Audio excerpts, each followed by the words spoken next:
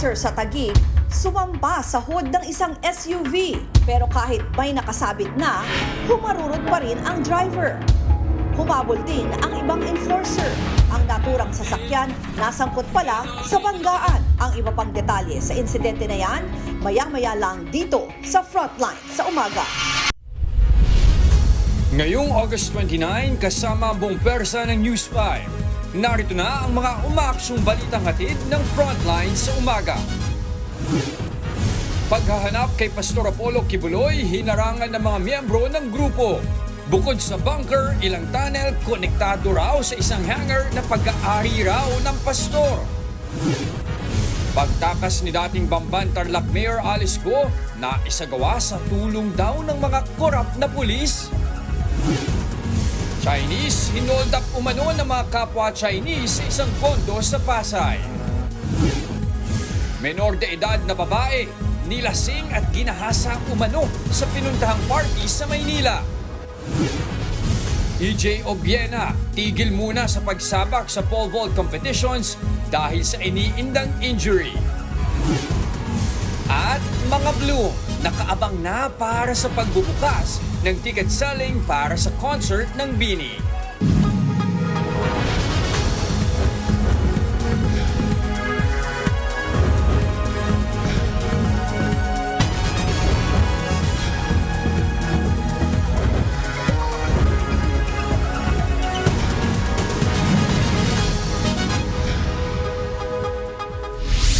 Matapos ang 5 araw, hindi pa rin nahuhuli ng mga pulis ang hinahanap nilang si Pastor Apollo Kibuloy sa compound ng Kingdom of Jesus Christ sa Davao. Sinubukan ng mga pulis na pasukin ang cathedral na posible umanong pinagtataguan ng pastor, pero hinarang sila ng mga miyembro ng KOJC. Napag-alaman na mayroong mga tunnel sa compound na konektado raw sa isang hangar.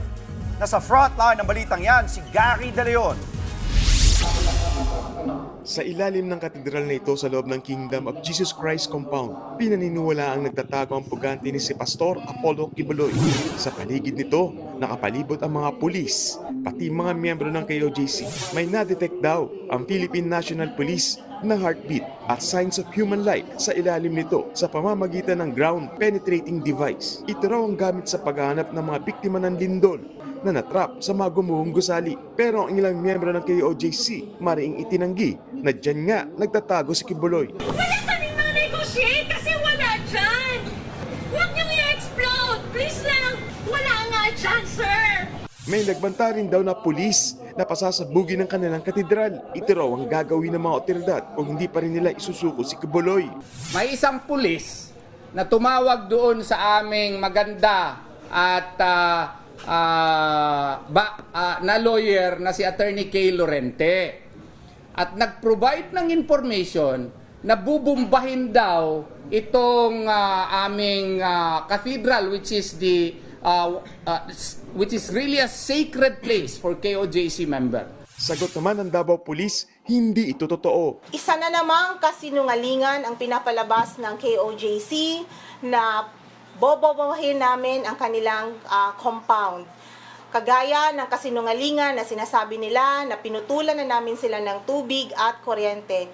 Bukod sa bunker, mayroon din daw mga secret tunnel sa KOJC compound at ang isa rito, konektado sa private hangar ni Kibuloy. Napalita na po ito dati pa na talagang itong si Pastor Kibuloy ay mahilig talaga na magpagawa ng mga bunker na ito at yan po yung binabantayan natin para siguraduhin na hindi po makakatakas itong mga subjects ng warrants of arrest po natin.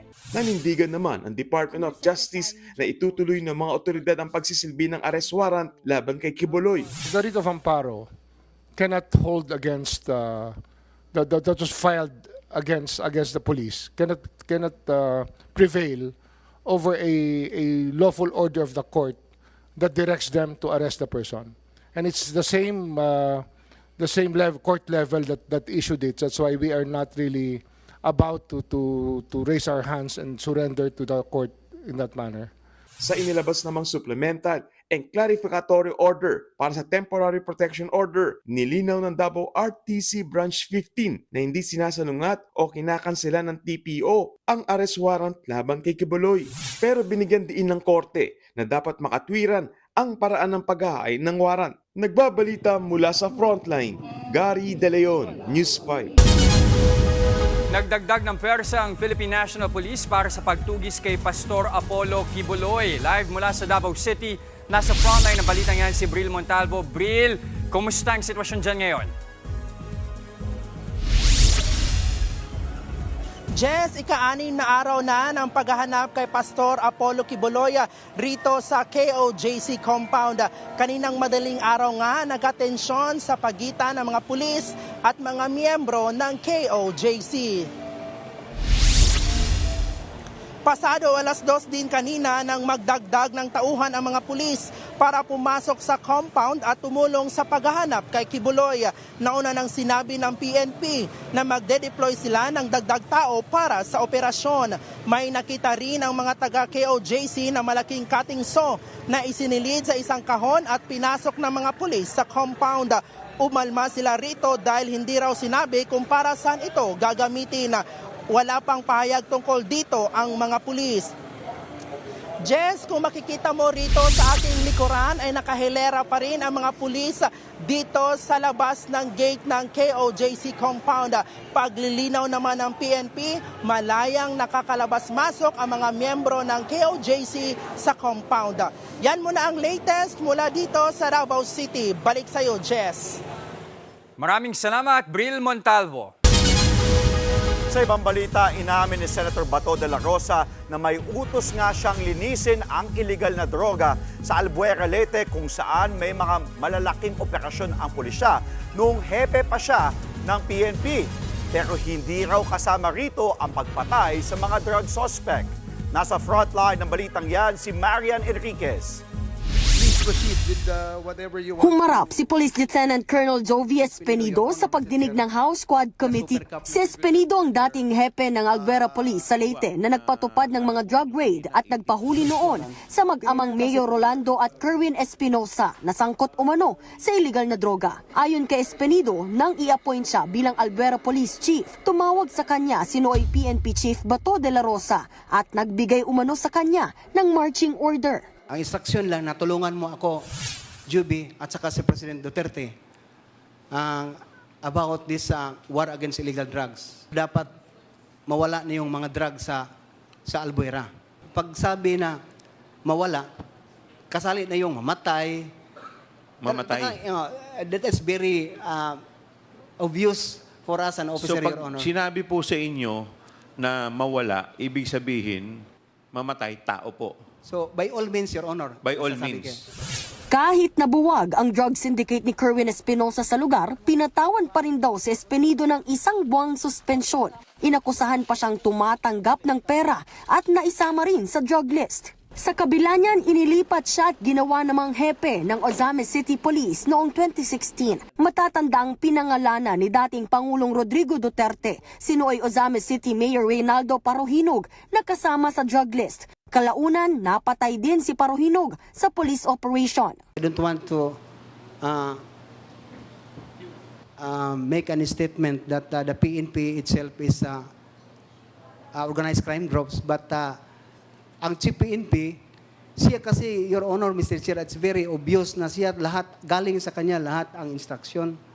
Aside from PNP Chief Bato, may ibang tao po ba na nag-order sa inyo na i-dismantle yung drug group in Ozames City? Meron po bang local officials or other personalities involved? Or was it only Chief PNP Bato and the former president? It was only Chief PNP Bato. Tumawag din daw ulit sa kanya si De La Rosa, pati na si Senator Bongo, at nagbilin tungkol kay Nooy Clarin Misamis Occidental Mayor David Navarro na nasa drug list din. Sabi nila, wag mo nang galawin si Mayor Navarro kasi cleared yan. Wala na yun. Kinumpirma rin ni Espenido ang umano'y quota at reward system noong war on drugs ng Administrasyong Duterte. Alam ng mga pulis lahat yun, Your Honor, Mr. Chair, na patayin, may reward kung mamatay yung nasa watchlist, may reward system yon ang ibigay. Your Honor, Mr. Chair, maski may kasalanan yon o wala, may ginawa na totoong nabaybas o wala. Hindi lang daw mula sa Small Town Lottery o STL nagmumula ang pondo sa mga reward para sa drug war, kundi pati sa mga pogo. Ang pumapondo din sa reward system na to ay mga pogo, galing sa pogo. Yun ang narinig ko kay Mayor Navarro. Siya Your mismo Honor. ang nagsabi sa inyo. Yes, Your Honor. Humiling ng executive session si Police Lieutenant Colonel Jovi Espenido para maisiwalat ang mga nalalamang maselang impormasyon tungkol sa drug war, pero ipagpapatuloy ito sa ibang araw. Inamin naman ni Senador De La Rosa na inutusan niya noon si Espenido na linisin ang droga sa kanyang nasasakupan, pero hindi patayin ang mga sangkot dito. Kaya nasahin dyan, trabahuin mo yung droga. Wala mo ko sinabi, nasahin kita dyan para patayin mo lahat ng mga adik dyan, lahat ng mga puser dyan. Si Senator Bongo naman iginiit na pamumulitika lang ang mga aligasyon ni Espenido. Hindi rin daw totoong may kaugnayan ang Pogo at ang Duterte drug war. Nagbabalita mula sa Frontline, Marian Enriquez, News 5. Mga pulis daw ang tumulong para makatakas si dating Bamban-Tarlac Mayor Alice Go. Sa ulat na inilabas ng Philippine Star na mula sa impormasyon ng Presidential Anti-Organized Crime Commission o PAOK, July 14 nang i-raid nila ang isang resort na pinagtataguan daw ni Go. Base sa kanilang informant, nalusutan ng dating alkalde ang mga otoridad dahil mga pulis mismo ang bodyguard niya. May bumisita pa raw na mataas na opisyal ng PNP kay Go. Nakarating daw si Go sa pinagtaguan niyang resort gamit ang helicopter. Pero nang i-raid na ng PAOK kasama ang mga Immigration at Philippine Navy, huli na sila dahil sumakay na ng speedboat si Go papuntang Batangas. Sinubukang habulin at kordonan ng mga operatiba ang lahat ng pwedeng pagtaguan at lusutan ni Go, pero nakatakas pa rin ito at nakarating sa Denpasar, Indonesia noong July 17 bago nagtungo sa Malaysia. Sinusubukan pa ng News 5 na kunin ang panig ng PAOK kaugnay nito. Hindi kumbinsido si Justice Secretary Boying Remulla na pwedeng maging state witness si Sheila Go. Ayon kay Remulla, mahirap paniwala ang sumakay si Sheila kasama sina Alice at Wesley Go sa iba't ibang bangka para makaalis ng Pilipinas tulad ng sinabi niya sa nakaraang pagdinig sa Senado. Mahirap daw kasing pumuslit papuntang Sabah, Malaysia sa kailang ng bangka kung masungit ang panahon. Dagdag pa ng kalihim, hindi kwalipikado si Sheila na maging testigo laban sa dating alkalde. Hindi siya reliable witness so far. Kailangan talaga patunayan na kailangan yung kanyang testimonya upang mangyari ang lahat. Una nang sinabi ni Sheila na hindi siya pamilyar kung anong ruta ang dinaanan nila para makatakas paalis ng bansa mula sa Bamban-Tarlac. Pero tingin ni Remulla, nililigaw lang ni Sheila ang mga otoridad sa kanyang testimonya. Mahirap daw paniwalaan na walang alam si Sheila sa mga nangyari dahil matagal na rin siya rito sa Pilipinas. Samantala, umakyat na sa 5 aktibong kaso ng Mpox dito sa bansa matapos makapagtala ng 2 bagong kaso ang Department of Health. Ang Mpox case number 13 ay 26 years old na babae mula Metro Manila. August 20 siya nakaranas ng sintomas gaya ng rashes sa katawan at lagnat. Wala siyang travel history. Sa ngayon, nananatili siya sa home isolation. 2 ang close contact ng pasyente na wala pa namang sintomas. Ang isa pang bagong kaso ay 12 taong gulang na lalaki sa Calabarzon. August 10 pa siya nagkasintomas. Wala rin siyang travel history. Nagpapagaling sa bahay ang menor de edad na pasyente. Sa ngayon, 14 na ang kaso ng Mpox sa Pilipinas. Una nang sinabi ng DOH na mayroon ng local transmission ng Mpox. Tiniyak ng Department of Agriculture na ligtas pa rin kainin ang karneng baboy at pork products sa kabila ng pagkalat ng African swine fever. Mismong kalihim ng Department of Agriculture ang nanguna sa pagkain ng lechon bilang patunay na walang dapat pangambahan dito.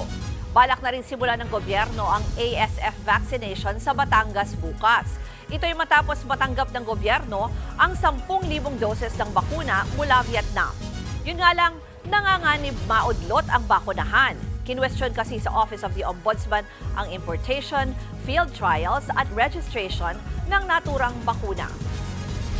May nagdemanda sa amin sa ombudsman. In-ombudsman kami ng isang, hindi nga siya stakeholder. So medyo natakot yung mga kasamahan natin sa Bureau of Animal Industry dahil dito. So I will have to replace several people na who's willing to do the job na at hindi na kasi wala namang masama sa pagbakuna dumaan na lahat yan, may CPR. Ayon naman sa Samahang Industriya ng Agrikultura, bumaba na sa 160 hanggang 180 pesos kada kilo ang farm gate price ng mga baboy. Hanggang 40 pesos daw ang binaba nito mula noong nakaraang linggo dahil sa pangamba sa ASF. Susunod, Chinese sa Pasay nagpasaklolo matapos holdupin ng mga kapwa niya Chinese. Menor de edad, nilasing at ginahasa sa pinuntahan niyang party sa Maynila. At enforcer sa Taguig, buwis buhay na sumampa sa tumatakas na SUV na nakadisgrasya. Mga kapatid, yan at iba pang mga balita at impormasyon sa pagbabalik ng Frontline sa umaga.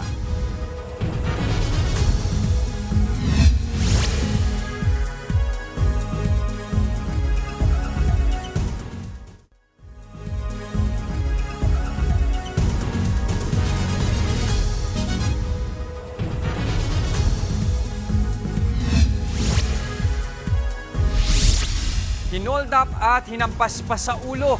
Ganyan ang sinapit ng isang Chinese sa kamay ng 3 kapwa Chino sa Pasay City. Persahan daw na pinag-bank transfer ang biktima. Nasa frontline ng balitang yan, si Faith Del Mundo. May sugat sa ulo ang Chinese na ito na nagpasaklolo sa mga pulis sa Pasay City nitong Lunes ng gabi. Ang biktima, hinold up umano ng 3 kapwa niya Chinese national. Base sa investigasyon, pinapunta ng mga suspect ang biktima sa isang condominium para magpa-cash out ng pera sa mga e-wallet app. Pero pagdating sa kondo, tinutukan na siya ng mga suspect ng patalim. Nung pumasok na daw sila doon sa unit kung saan dinala siya nung katransaksyon niya, nakaabang na itong 3 suspect natin ay biglaan daw siyang hinawakan at inagaw yung cellphone niya. Tapos doon yung cellphone niya ay doon sa pilitang pinagkukuha yung pera niya kasi nasa online online account niya at inilipat nitong 3 foreign national doon din sa kanilang mga cellphone. So nakuha nila yung pera niya na nandun sa kanyang account. Aabot sa higit 300,000 piso ang tinangay ng mga suspect. Hinampas pa nila sa ulo ang biktima ng subukang pumalag. Matapos ang pang-hold up, pinaalis ng mga suspect ang biktima na agad namang nakapagsumbong sa security guard ng condominium. Nagsumbong naman ang CQ sa mga pulis kaya agad nahuli ang 3 hold-upper. Napag-alamang dating nagtatrabaho sa Pogo ang mga suspect, itinanggi nila ang krimen. Did you steal the 310,000 from Chinese national? Did you commit a robbery hold-up amounting to 310,000? No, I didn't do that. Maharap sa reklamong robbery with physical injury at illegal possession of bladed weapon ang 3 Chinese suspect. Patuloy namang pinaghahanap ang isa pa nilang kasamahan. Nagbabalita mula sa Frontline, Faith Del Mundo, News 5. Mga kapatid, pasintabi naman po para sa susunod naming ibabalita. Isang babae ang ginahasa ng tumalo sa isang party sa Maynila. Ang biktima pinilit daw lasingin bago hinalay ng isang grupo kabilang ang ilang menor de edad. Nasa frontline ng balitang yan si Dave Abuel. Nang dahil sa panghahalay ng menor de edad, sa kulungan ang bagsak ng 2 lalaking yan sa Maynila. Kinilala ang 2 sina alias John at alias Mel, parehong 18 anyos. Bukod sa kanila, kasabwat din sa krimen ang 2 pang magpinsang menor de edad na sina alias June at alias Mike na kapwa naman 17 anyos. Base sa investigasyon, inimbitahan ni alias June ang 17 anyos na biktima sa pagdiriwang ng kaarawan ni alias Mike sa may Parola compound. Pinilit daw ang biktimang uminom ng alak ng mga sospek. Di nagtagal ay nahilo raw siya at nanghina kaya hindi na nakapalag ng babuyin ng 4 na sospek. Nakatakas lang daw ang biktima nang makatulog na ang mga sospek. Pinalabas na rin ng biktima ang kanyang mga gamit. Nasa frontline ng balitang yan si Faith Del Mundo, News 5. Mga kapatid, pasintabi naman po para sa susunod naming ibabalita. Isang babae ang ginahasa ng tumalo sa isang party sa Maynila. Kinilala ang 2 sina alias John at alias Mel, parehong 18 anyos. Bukod sa kanila, kasabwat din sa krimen ang 2 pang magpinsang menor de edad na sina alias June at alias Mike na kapwa naman 17 anyos. Base sa investigasyon, inimbitahan ni alias June ang 17 anyos na biktima sa pagdiriwang ng kaarawan ni alias Mike sa may Parola compound. Pinilit daw ang biktimang uminom ng alak ng mga sospek. Di nagtagal ay nahilo raw siya at nanghina kaya hindi na nakapalag ng babuyin ng 4 na sospek. Nakatakas lang daw ang biktima Agad siyang dumiretso sa kanyang nobyo at humingi ng tulong sa barangay at mga pulis. Hindi na niya maidepensa yung kanyang sarili, kaya yun napagsamantalahan siya nitong 4 na suspect natin. Agad namang tinawagan ng mga pulis ang ina ng biktima na nooy nasa trabaho. Hinala ng ina, pinagplanuhan ng mga sospek ang gagawing pangahalay sa anak niya. Kasi sinamantala nila na walang kasama yung anak ko, tapos sila lang. Hindi ko po mapaliwanag yung galit na naramdaman ko. As in, gusto ko nga po nung makita ko yung mga suspect, yung mga gumawa sa anak ko, parang gusto ko talagang as in, patayin ba? Kasi sobrang galit ko po talaga. May mensahe rin ang ina sa mga sospek. Gusto ko lang naman talaga sa kanila is makulong para hindi na gawin sa iba ano yung ginawa nila sa anak ko. At sana naman maging aral sa kanila to. Sa follow-up operation nahuli ang mga sangkot. Tikom naman ang bibig ng mga sospek tungkol sa kababuyang ginawa. No-comment kami dyan, sir. Sa korte na lang po kami bahala magpaliwanag. Sa korte na lang po kami magpapaliwanag po. Nakakulong sa Delpan Police Station sina alias John at Mel at maharap sa kasong rape. Habang ito turn over naman sa Department of Social Welfare and Development ang 2 minor na suspect. Nagbabalita mula sa Frontline, Dave Abuel, News 5. Viral ngayon ang video ng malapelikulang pagharang ng isang enforcer sa sasakyang tumakas matapos makabangga. Sa kuha ng dashcam, makikita ang pagharurot ng isang pulang sasakyan sa may Loton Avenue, Taguig, habang nakasampa sa hood ang enforcer. Agad namang tumakbo ang isa pang enforcer nang makita ang pangyayari. Napag-alamang nasangkot sa banggaan ang pulang sasakyan nung isang araw sa Taguig din. Nakipag-ugnayan ng MMDA sa Land Transportation Office para matukoy ang driver. Inihahanda na rin ang mga posibleng reklamo laban sa tinutugis na motorista. Sinalakay ng mga tauhan ng PNP Anti-Cybercrime Group ang hinihinalang kuta ng ilang online scammer sa Imus, Cavite.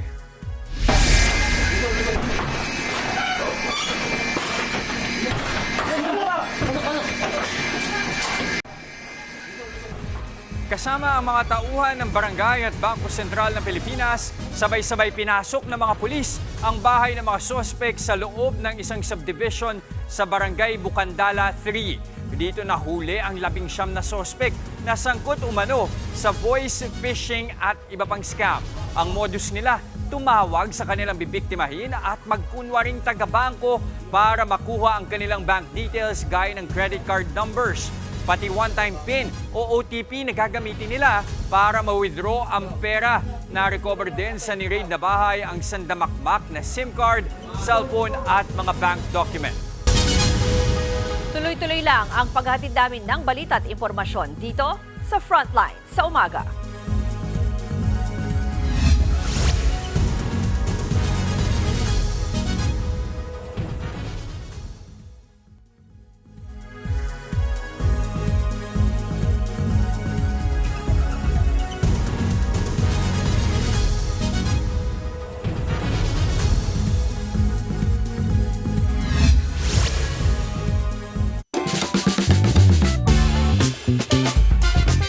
Ito, isang dashcam video na naman ang viral sa TikTok. Kinaliwan kasi ng netizens ang driver na dumaan sa mall. Dumaan sa mall. Pero hindi lang niya dinaanan yung mall, mga kapatid, kundi pumasok po siya mismo sa loob ng mall. Tingin nga. Dahan-dahang nagmamaneho ang driver na ito habang iniiwasan ang mga estante sa loob ng mall na ito sa Pampanga. Tila niliteral daw ng driver na dumaan lang siya sa mall eh. Paliwanag ng uploader na si Simon Abilion, pinasok daw niya ang sasakyan niya sa mall para sa isang indoor display. Isa lang daw ito sa mga sasakyan na ibinida sa showcase.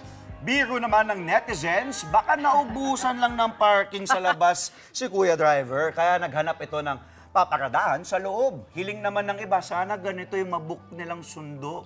Yung tipong, Kuya, sa loob ka na lang ng mall, pumasok ka, papapick up ako eh. Galing. Parang tara malling tayo. Dati lang natin ko kotse. iniisip kung paano nila pinapasok yan dati. Pero May yung paggabi na. Tama. At yan po, ang mga impormasyong dapat ninyong malaman. Mga balita para sa may alam at may pakialam. Kami ang inyong mga kasangga sa Frontline sa umaga.